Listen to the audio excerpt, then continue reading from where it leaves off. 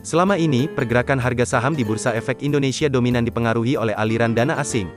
Ketika dana asing tersebut melakukan akumulasi besar-besaran, maka indeks harga saham gabungan akan terkerek naik. Sebaliknya, distribusi dana asing secara masif membuat indeks turun signifikan. Seolah-olah, investor domestik tidak punya kendali atas pergerakan bursa saham di negaranya sendiri. Belum lagi, investor asing yang dengan sengaja melakukan aksi jual beli dalam jangka pendek, sehingga menyebabkan volatilitas tinggi pada harga saham tertentu.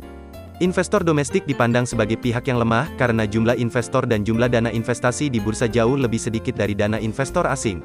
Si lemah selalu tak berdaya menghadapi raksasa.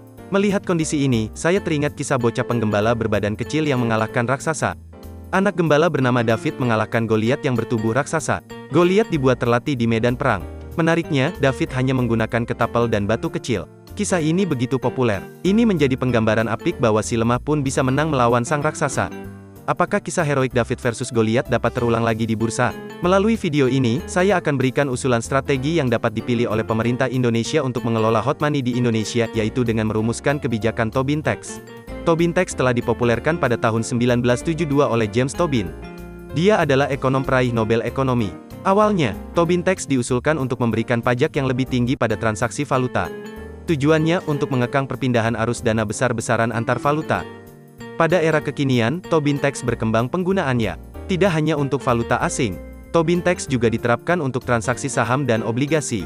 Kita tahu, dana di pasar modal itu sangat likuid. Gampang sekali keluar masuk di berbagai negara. Investor asing ingin cabut dari Indonesia tinggal jual, pindah ke negara lain. Penerapan Tobin Tax akhir-akhir ini ditujukan untuk mengurangi volatilitas pasar keuangan dan stabilisasi perekonomian. Ketika terjadi krisis ekonomi, pemerintah dapat mengenakan pajak ini terhadap transaksi yang bersifat spekulatif. Sehingga pada saat terjadi akumulasi atau distribusi dana asing, pemerintah pun dapat menekan volatilitas keuangan menjadi lebih stabil. Tobin Tax atau yang populer disebut pajak finansial memiliki dua sasaran utama. Yang pertama, pajak finansial menjadi basis pajak baru untuk mencapai target penerimaan pajak. Kedua, pajak finansial akan mengurangi penghindaran pajak. Syaratnya, pemerintah harus punya basis data perpajakan yang memadai. Setiap transaksi keuangan harus terdokumentasi secara elektronik.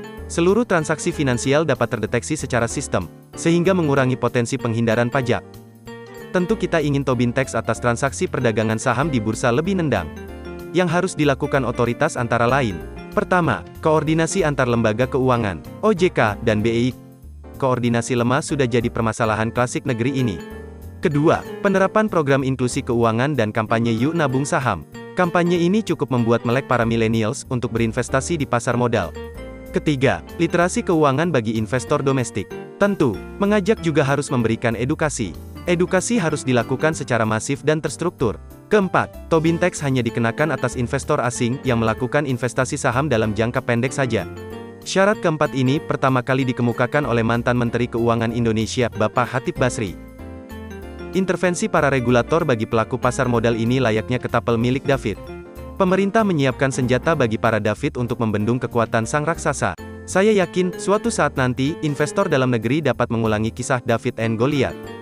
Berjaya di negerinya sendiri. Subscribe channel ini untuk selalu mendapatkan wawasan baru tentang investasi.